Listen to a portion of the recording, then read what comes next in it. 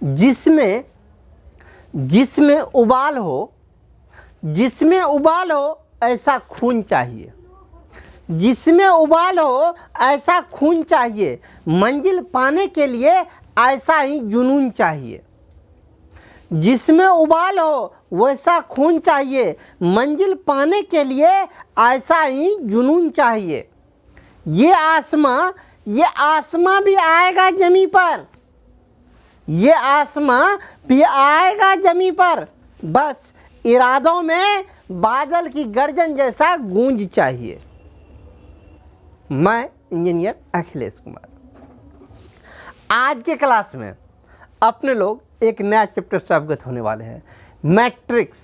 इससे पहले 10th class में कहीं नहीं देखे थे, आज पहली बार 11th में भी मैट्रिक्स नहीं था। मैट्रिक्स एक नया शब्द बन के आया है। आज अपने लोग परिचित होने वाले हैं मैट्रिक्स होता क्या है, मैट्रिक्स किस परिंदा का नाम है, मैट्रिक्स पढ़ते क्यों हैं, ये मैट्रिक्स होता क्या है। सुनने में तो नाम तो इसका मिला जुला के लगता है, थोड़ा टेढ़ा मेढ़ा नाम से लगता है कुछ भयंकर है, लेकिन जितना सोच रहे हैं इतना कुछ नहीं है। डरने की आवश्यकता नहीं है, कुछ नहीं, बस नॉर्मल है मैट्रिक्स, नॉर्मल सा है मैट्रिक्स। इसमें कोई डरने की बात नहीं, एक सिंपल सा बचपन में जोड़ घटा सीखे थे, 2 जोड़ 2 बराबर 4 होता है, वही इसमें भी होता है, कुछ विशेष नहीं है। इसमें भी आपको 2 जोड़ 2 बराबर 4 ही करना है। तो ये मैट्रिक्स, आज अपने लोग मैट्रिक्स का इंट्रोडक्शन सीखेंगे। इससे पहले तुरंत अभी त्रिकोणमिति खत्म किया है, इन्वर्स त्रिकोणमिति फलन अभी तुरंत खत्म किए हैं। आज चले मैट्रिक्स पर, मैट्रिक्स का आज इंट्रोडक्शन सीख लेते हैं, इसके बाद चलेंगे अपने लोग एक्सरसाइज पर। तो आइए ऑन द पॉइंट अपने लोग को अब सीखना क्या है। ये आप भी अर्थात मैट्रिक्स कहते किसको हैं, मैट्रिक्स या आप भी कहते किसको हैं। तो मैट्रिक्स कहते हैं किसी भी संख्या या किसी भी वस्तु, या संख्या वस्तु के बदले में इन दोनों को हटा दीजिए, डायरेक्ट कहिए नाउन, क्योंकि ग्रामर में पढ़े नाउन किसको कहते हैं, तो किसी वस्तु को नाउन कहते हैं, किसी वस्तु के नाम को। तो नाउन, माइंड में एडजस्ट कीजिए नाउन, लेकिन हम पढ़ रहे हैं क्या, मैथमेटिक्स, तो नाउन कहना उचित यहाँ नहीं होता, लेकिन माइंड में एडजस्ट कीजिए नाउन कह के। जो मैट्रिक्स कहते हैं किसको है, किसी भी संख्या या किसी भी वस्तु का आयताकार विन्यास मैट्रिक्स कहलाता है। किसे कहते हैं मैट्रिक्स, किसी भी वस्तु या किसी भी संख्या का आयताकार विन्यास मैट्रिक्स कहलाता है। ये आयताकार विन्यास होता क्या, ठीक ना। तो आयताकार विन्यास को समझते हैं ये होता क्या। जैसे पहले किसी संख्या, हम एग्जांपल क्या लिए थे, किसी संख्या में कौन कौन संख्या आता है, कुछ संख्या का एग्जांपल ले रहे हैं। अपने लोग स्टैटिक्स में पढ़े थे बहुत संख्या, 1 2 3 2 1 2, कोई संख्या ले लिए, कितना संख्या लिए, 1 2 3 4 5 6 7 8, कुल मिला के 8 संख्या ली। इन 8 संख्या को अभी मैट्रिक्स नहीं कहेंगे, इस 8 संख्या को आयताकार रूप में जब सजाते हैं तब उसे मैट्रिक्स कहते हैं, ठीक है। मैट्रिक्स ऐसा नहीं बहुत बड़ा चीज़ नहीं है, सिंपल सा चीज़ है क्या। तो इन संख्याओं के कोई भी आंकड़ा हो, संख्या स्टैटिक्स में इसको कहते हैं आंकड़ा। इस आंकड़ा को जब हम किसमें आयताकार रूप में सजाते हैं तो उसे कहते हैं मैट्रिक्स। आयताकार रूप में कैसे सजाएंगे, कुल मिला के क्या हुआ, 8 गुना है, 8 एलिमेंट है, इसको कहते हैं एलिमेंट। मैट्रिक्स में जब पढ़ेंगे तो उसको एलिमेंट कह देते हैं, ठीक है। अभी फिलहाल जाइए, कुल मिला के आपके पास 8 आंकड़ा है, 8 को कैसे कैसे सजाइएगा, एगो को यहाँ रखिए, एगो को यहाँ रखिए, 2 फिर 2 2 रखिए, क्या हो 4 6 8, इस स्थान पे रख दीजिए। अर्थात इस स्थान पे आपको रख देना है किसको, 1 को, इस स्थान पे रख देना है 2 को, अगला स्थान पे यहाँ पे रख देना है 3, उधर से अगला आ जाएगा यहाँ पर 2, ये अगला हो गया यहाँ पर 1, अगला ये यहाँ पे चला गया 3, ये चला गया यहाँ पर 2, लास्ट वाला 5। इस रूप में सजाए तो देख लीजिए ये आयताकार रूप में सजा कि नहीं सजा, ठीक ना। या तो ऐसे सजा सकते हैं, जरूरी नहीं कि ऐसे ही सजाएंगे, कुल मिला के 8 आंकड़ा है तो ऐसे भी सजा सकते हैं, पहला दूसरा तीसरा चौथा एक साथ लीजिए, 1 2 3 2, 4 एलिमेंट लिए, नीचे इन चारों को नीचे रख दीजिए, 1 3 2 5, ठीक ना। देख लीजिए दोनों रूप में सजाए हैं, ठीक ना। कितना कितना, इसमें 2 2 करके लिए थे, इसमें 4 4 करके लिए। मन में आता होगा 3 3 करके क्यों नहीं लेंगे, 3 3 करके भी तो ले सकते हैं। इसमें कितना कितना लिए, 2 2 लिए, 2 2 2 2 2, 8 को एडजस्ट कर लिए। इसमें कितना कितना, 3 3 4 4 लिए, 8 एडजस्ट हो गया। माइंड में एक बात और आता है, जब इसी रूप में सजाना हो तो हम 3 3 करके क्यों नहीं सजाएंगे, 2 सजाए 4 सजाए, 3 3 करके काहे नहीं। आइए 3 करके सजाइए। पहला में ये तीनों को दीजिएगा, कैसा कैसा पड़ेगा, 1 2 3। अगला में इन तीनों को दीजिएगा, 2 1 3। अगला बार इन दोनों को दीजिएगा, 2 5। एक जगह तो खाली बच गया, एक जगह खाली बच गया। तब ये आपका आयताकार रूप में नहीं सजा। इसको जरा इसको घेरिए तो कैसे घेराएगा,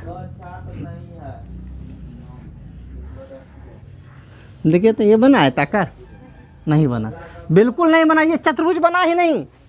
इसको देखिए, इसको घेर लीजिएगा तो चतुर्भुज बन गया, ये चतुर्भुज बन गया, ठीक ना। तो ये आयताकार रूप में सज गया, लेकिन ये नहीं सजा, तो मतलब ये मैट्रिक्स नहीं हुआ। परिभाषा क्या बतलाते हैं, किसी भी संख्या या किसी भी वस्तु का आयताकार विन्यास, विन्यास मतलब उस रूप में सजाना, आयताकार विन्यास क्या कहलाता है, मैट्रिक्स कहलाता है। परंतु यह तो आयताकार विन्यास नहीं हुआ, तो ये मैट्रिक्स आपका नहीं बनेगा।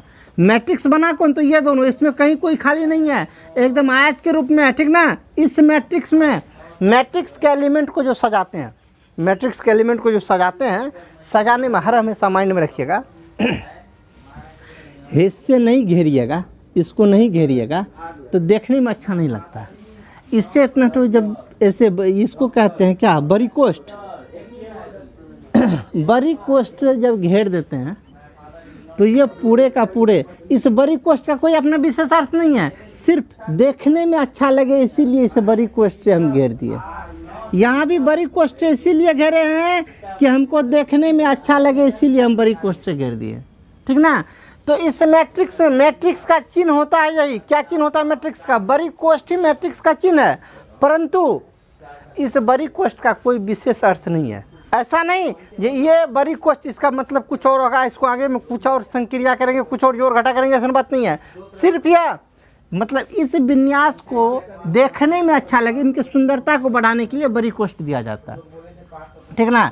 मैट्रिक्स को जो है अंग्रेजी अल्फ़ाबेट के कैपिटल लेटर ए द्वारा सूचित करते हैं। ये ए, इनको भी दूसरा मैट्रिक्स का दीजिए B. Matrix A is equal to इतना, मतलब मैट्रिक्स को अंग्रेजी अल्फ़ाबेट के कैपिटल लेटर किनसे किनसे, A B C D Z तक, किन्हीं से भी सूचित करते हैं। माइंड में एडजस्ट हुआ मैट्रिक्स। अब चलिए मैट्रिक्स कितने प्रकार के होते हैं, उसके एलिमेंट क्या क्या होते हैं, उनके बारे में बतलाते हैं, इतना ऊपर नोट कर लीजिए। चलिए अब जानते हैं रो और कॉलम, मैट्रिक्स का रो और कॉलम, ठीक ना। रो किसको कहते हैं, डेफिनेशन लिखिए रो का, जल्दी में लिख लीजिए रो का डेफिनेशन। रो लिखिए, मैट्रिक्स में क्षैतिज कतार रो कहलाता है। मैट्रिक्स में क्षैतिज कतार रो कहलाता है।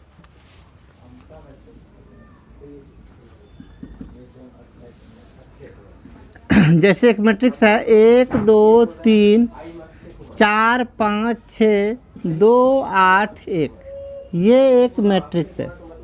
इस मैट्रिक्स में रो किसको कहेंगे, तो अभी हम डिफिनेशन दिए हैं, मैट्रिक्स में क्षैतिज कतार को रो कहते हैं। क्षैतिज कतार कौन, क्षैतिज मतलब क्या होता है, क्षैतिज मतलब वो धरातल, धरातल, इस धरातल के समांतर मतलब क्षैतिज कतार, इस डायरेक्शन में जो कतार होगा उसको कहते हैं रो। तो ऊपर वाला हो गया रो, इसको कहेंगे हम क्या, रो 1, पहला रो है, इसमें क्या रो है, 3 गो रो हैं, तो ऊपर वाला हुआ रो 1, नीचे वाला रो 2, उससे नीचे वाला इसको कहेंगे रो 3, इसमें कुल मिला के 3 रो है।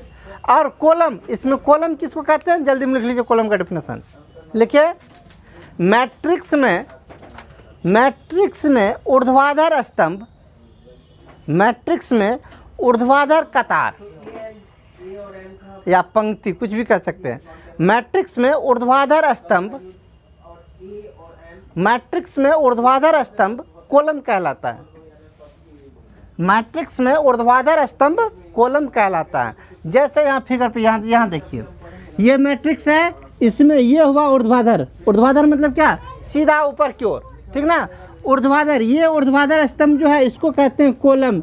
ये हो गया आपका क्या, कॉलम 1, ये वाला हो गया कॉलम 2, ये वाला हो गया कॉलम 3, ठीक ना। इसको नोट कर लीजिए, जल्दी में इनको नोट कर लीजिए। रो कॉलम का डिफिनेशन लिखने के बाद इसको नोट कर लीजिए ताकि आप कभी भी देखेंगे तो याद रहेगा। चलिए अब जानते हैं मैट्रिक्स का कोटि क्या होता है। कोटि, जिसको अंग्रेजी में कहते हैं order, order of A matrix, order of A matrix. Matrix का स्पेलिंग ये भी चलता है MATRIX, ठीक ना। मैट्रिक्स का ऑर्डर हिंदी में कहते हैं आव्यूह, आव्यूह का कोटि, आव्यूह का कोटि किसे कहते हैं, अब इनके बारे में चर्चा कर रहे हैं। आव्यूह का कोटि जरा गौर से देखिएगा बोर्ड की तरफ। एक कोई मैट्रिक्स है, एक कोई हम मैट्रिक्स लेते हैं, मैट्रिक्स से इसमें कुछ एलिमेंट्स को रखते हैं, जरा देखिए कितने एलिमेंट्स को रखते हैं, 2 4 6 5 8 7 9 2 1 2 3 4, ठीक ना। इसमें आप लोग बतलाएंगे, इनको कहते हैं रो 1, ये हो गया रो 2, ये हो गया रो 3। इसमें रो की संख्या कितनी हो गई, रो क्या हो गया, 3 रो हुआ, 1 रो 2 रो 3 रो, इसको कहते हैं रो 1, ये वाला रो 2, ये वाला रो 3, कुल मिला के कितना रो, 3। इसमें कॉलम कितना है, कॉलम ऐसे गिनती कीजिए कॉलम, इसको कहते हैं कॉलम। अभी तुरंत बतलाएं, पहला कॉलम, दूसरा कॉलम, तीसरा, चौथा, कॉलम की संख्या, ठीक ना। अब हम रो कॉलम नहीं बतला रहे, रो कॉलम तो बतला दिए हैं, हम बतला रहे हैं क्या, कोटि, order, order of A matrix. Order of A matrix, order किसको कहते हैं, ऑर्डर को जरा समझिए। यदि किसी मैट्रिक्स में, यदि किसी मैट्रिक्स में रो की संख्या कुछ हो, रो की संख्या फिलहाल कितना है, 3। यदि किसी मैट्रिक्स में रो की संख्या 3 हो और कॉलम की संख्या 4 हो तो इसका कोटि जो है, इसका कोटि हो जाएगा कितना, 3 × 4, ठीक है ना। गुना नहीं कर देना है, गड़बड़ हो जाएगा, गुना बिल्कुल नहीं करना है। फिर से देख लीजिए ये तो 3 4 ना हुआ। एक बात और माइंड में एडजस्ट कर लीजिए, कोटि को मैट्रिक्स के बाहर नहीं लिखते हैं, मैट्रिक्स, ये मैट्रिक्स हुआ, इस मैट्रिक्स के यहाँ पे लिखते हैं कोटि। कोटि कितना, 3 × 4 यहाँ पे लिखते हैं। ये R1 लिखते नहीं है मैट्रिक्स में, वो तो समझाने के लिए हम दिए थे। ये मैट्रिक्स है, इसका जो कोटि होगा इसके साइड में लिख देंगे, ठीक ना। कोटि समझ गए क्या होता है कोटि। यदि किसी मैट्रिक्स में रो की संख्या 3, कॉलम की संख्या 4, तो उस मैट्रिक्स का कोटि कितना, 3 × 4, जिसको यहाँ पे लिखा जाता है। लेकिन ये तो इसका परिभाषा तो नहीं ना हुआ, परिभाषा नहीं ना हुआ। परिभाषा क्या हुआ इसको समझिए, परिभाषा को, ये तो इसके अनुसार नाम दे दिए, परिभाषा बतलाते परिभाषा क्या हुआ। परिभाषा होता है लिख लीजिए, नोट कीजिए, नोट कीजिए, परिभाषा नोट कीजिए। परिभाषा होता है, यदि किसी मैट्रिक्स में रो की संख्या m हो तथा कॉलम की संख्या n हो, तो फिर से मिला लीजिए, यदि किसी मैट्रिक्स में रो की संख्या m हो तथा कॉलम की संख्या n हो, तो उसका कोटि, m × n होगा, तो उसका कोटि m × n होगा, ठीक ना। डिफरेंशिएशन फिर से टैली करवाइए। यदि किसी मैट्रिक्स में रो की संख्या m हो, कॉलम की संख्या n हो, तो उसका कोटि m × n होगा। उसी की तरह ये हो गया, इस मैट्रिक्स में रो की संख्या 3, कॉलम की संख्या 4, तो उसका कोटि क्या, 3 × 4। लेकिन इसमें एक बात हर हमेशा माइंड में एडजस्ट कीजिए, हर हमेशा कीजिएगा। कोटि जो होता है, इस कोटि में ये 3 × 4 माना, पहला वाला जो होता है ये पहला वाला रो की संख्या होती है, और दूसरा वाला जो होता है ये 4, दूसरा वाला कॉलम की संख्या होती है, ठीक ना। यदि कभी कोटि दे दिए तो आप माइंड में एडजस्ट कर लीजिए, उसमें क्या गो रो होगा, क्या गो कॉलम होगा, वो दोनों आप अपने आप निकालेंगे, ठीक ना। चलिए इनको नोट कर लीजिए। चलिए अब बतलाते हैं क्या, name of A element, name of element. Name of element of A matrix, अर्थात क्या, मैट्रिक्स के एलिमेंट का नाम, मैट्रिक्स के एलिमेंट का नाम। बहुत झंझट हो जाता है सबको नाम रखने में। मैट्रिक्स के एलिमेंट का नाम, किस एलिमेंट का नाम क्या है, ये नाम रखने में झंझट हो जाता है। इस नाम को देखिए आसानी से कैसे समझ जाते हैं, अपने लोग अच्छी तरह से जानते हैं। मैट्रिक्स को जब भी सूचित करते हैं अंग्रेजी अल्फ़ाबेट के कैपिटल लेटर ABC द्वारा सूचित करते हैं तो हम बड़ा वाला मैट्रिक्स बना लेते हैं। बड़ा वाला मैट्रिक्स बना लिया, इसका जितना एलिमेंट है हम सब का नाम बतला रहे, मतलब नाम का संकेत बतला रहे, ठीक है ना। जितना एलिमेंट है सब एलिमेंट को ए सपोज कर लीजिए, सबको क्या ए। पहला एलिमेंट ए, दूसरा भी ए, तीसरा भी ए, चौथा भी ए, बहुत आएगा, आखिरी वाला भी ए, ठीक ना। इनके बाद फिर ए ए ए ए, बहुत ऐसे बहुत आएगा, लास्ट में भी ए, फिर ए ए ए ए, फिर ऐसे बहुत आएगा, आखिरी में भी ए। और लीजिए जितना लीजिएगा ए ए ए ए, आखिरी वाला भी ए, ऐसे बहुत लीजिएगा, आखिरी में भी ए, ऐसे बहुत लीजिएगा, आखिरी में भी ए। सबको चलते जाइए ऐसे इसी प्रकार, आखिरी में ए, इसको भी लीजिएगा तो अंतिम में भी ए। बंद कीजिए, मैट्रिक्स बंद। इस मैट्रिक्स का कोटि बतला सकते हैं, कोटि कैसे लेते हैं। रो की संख्या m हो, कॉलम की संख्या n हो तो m गुना n को कोटि कहते हैं। इसमें क्या गो रो है तो ज़्यादा ध्यान देखिएगा। पहला वाला रो है ये हो गया R1, दूसरा रो है ये हो गया R2, तीसरा रो R3, चौथा रो R4, पाँचवा रो, छठा, सातवां, आठवां, 10वां, 20वां, Nवां, ठीक है। इस रो को क्या कहते हैं, N नहीं M कहिए। इस रो का नाम रख दिए क्या, M1। कौन रो है, M। अब कॉलम का नाम रख रहे हैं, ठीक ना। ये पहला कॉलम, कौन कॉलम, पहला, आप लोग साथ ही साथ लिख लीजिए तो मज़ा आ जाएगा। दूसरा, ये तीसरा कॉलम, ये चौथा कॉलम, पाँचवा कॉलम, छठा, सातवां, आठवां, 10वां, 20वां, ये Nवां कॉलम। अभी तो सिर्फ रो कॉलम का नाम रखें, इधर ज़्यादा ध्यान से देख लीजिएगा। अभी तो रो कॉलम का नाम रखें। अब इस देखिए एलिमेंट का नाम कैसे रखते हैं, इधर देखिए, आँख के सामने जादू हो जाएगा, पता नहीं चलेगा। देखिए इस कॉलम का नाम मतलब कैसे कैसे एलिमेंट का नाम पड़ता है। पहला वाला रो है, एक बात, ये इसका नाम कैसे चलता है। अपने लोग का नाम होता ना, श्याम, राम, मोहन, फलना, चिलना, जो नाम होता ना।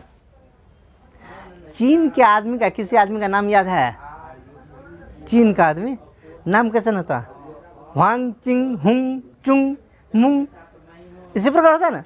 मतलब नाम अजीब गरीब होता है, क्यों होता है जानते हो। उसका नाम वांग चिंग हुंग ऐसा नाम होता है ना, मतलब अजीब व गरीब टाइप का नाम होता है। क्यों होता है ऐसा नाम जानते हैं, क्योंकि किसी का नाम, वहाँ किसी बच्चे का नाम कैसे रखा जाता है, उसका आइडिया सोच के मतलब माइंड मतलब ख़राब हो जाएगा।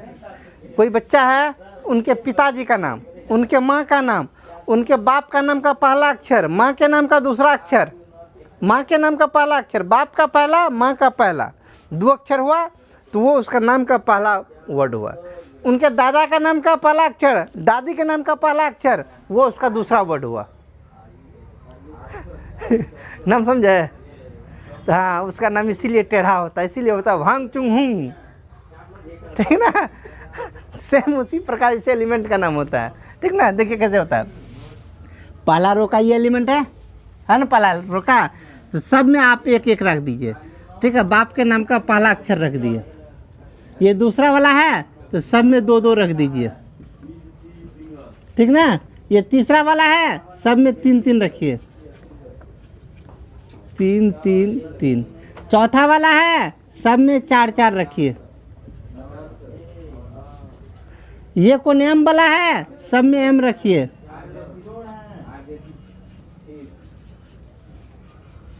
ठीक ना। ये पहला कॉलम है, अभी तो बापे का नाम का पहला अक्षर रखे थे, अब उसके माँ के नाम का पहला अक्षर रखिए। क्या कॉलम? पहला कॉलम है, तो सब पहला कॉलम वाला है, ये सब में एक एक रखिए। दूसरा वाला है, सब में दो दो रखिए। तीसरा वाला सब में तीन तीन। चौथा वाला सब में चार चार। ये कौन एन वाला है, सब में एन एन। ठीक ना। सब एलिमेंट का नाम रह गया, सब एलिमेंट का नाम रह गया। अब ऐसा मत समझिएगा, आप समझ गए अच्छी तरह से। अभी तो एलिमेंट का नाम रखें, अब एक दो एग्जांपल देते हैं और आप हमको बतलाइएगा ये क्या क्या होता है। एक अभी सब एलिमेंट का नाम तो पहले सीख गए, एक मैट्रिक्स हम बगल में बनाते हैं, एक छोटा सा मैट्रिक्स बनाते हैं। 2 4 6 1 2 5, दो नहीं कीजिए, इसको कुछ और कह दीजिए, 7 ABC। ठीक ना। चलिए इसमें हम कुछ कुछ बतलाते हैं, आप लोग जरा नाम बतलाइएगा। 2 का नाम क्या होगा? 2 का नाम क्या? A11। A11 क्यों? क्योंकि टैली करवाइए, 2 का स्थान कहाँ पे? यहाँ पे ना, इसका नाम A11। ठीक ना। जरा इस मैट्रिक्स को गौर से देखिए, देखें A23 का मान क्या होगा? A23 कौन हुआ? A23 5 होगा कि 6 होगा? A23 23 कौन है इसमें? देखिए 23 कहाँ गया? 23 ये है, 23 ये वाला, तो ये ना होगा 5। ठीक ना। तो एलिमेंट अपना भिन्न भिन्न जगह होगा, उसका नाम जो होगा इन्हीं अनुसार से लिया जाएगा। ठीक ना। नहीं उतारें तो जल्दी से नोट कीजिए, फिर आगे चलते हैं। चलिए अब बतलाते हैं symbol of element of A matrix. ठीक ना। सिंबल ऑफ एलिमेंट,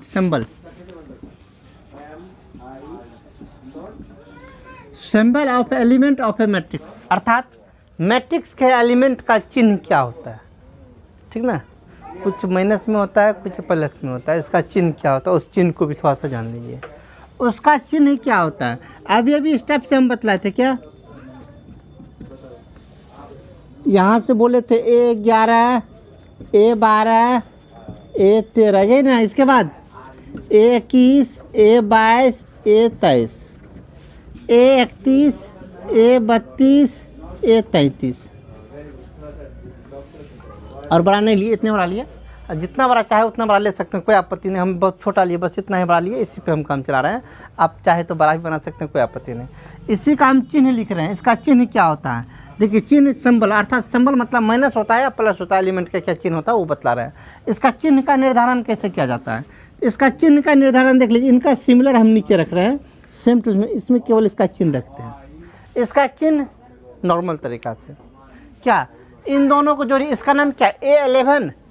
11 मतलब 11 में कौन कौन डिजिट है? 1 1 1 1, दोनों को जोड़िए। 1 और 1 को जोड़िए, कितना हो गया? 2। सम संख्या हो तो चिन्ह होगा प्लस, विषम संख्या हो तो चिन्ह होगा माइनस। इन दोनों को जोड़िए, 1 1 2, इसका चिन्ह प्लस। दोनों को जोड़िए, 2 1 3, 3 विषम संख्या तो माइनस, ये 13 3 1 4 सम संख्या प्लस। इसका चिन्ह 2 1 3 माइनस, 2 2 4 सम संख्या प्लस, 3 2 5 विषम संख्या माइनस, 3 1 4 सम संख्या प्लस, 3 2 5 विषम संख्या माइनस, 3 3 6 प्लस। ठीक ना। इसका चिन्ह ऐसे रखता है। ये तो हम कब बतलाए? जब आपका एलिमेंट हो तब ना। डायरेक्ट चिन्ह याद कैसे रखिएगा? कैसे याद रखिएगा डायरेक्ट? तो माइंड में एडजस्ट कर लीजिए, डायरेक्ट कैसे याद रखिएगा? सबसे पहले एगो चिन्ह यहाँ पे प्लस रख लीजिएगा, एगो प्लस रख लीजिएगा। ये कितना लंबा हो तो एक प्लस रखे तो अगला माइनस, फिर प्लस, फिर माइनस, फिर plus, minus plus minus plus. इसको प्लस रखे तो नीचे वाला minus plus minus plus minus plus, जितना नीचे जा सकते हैं।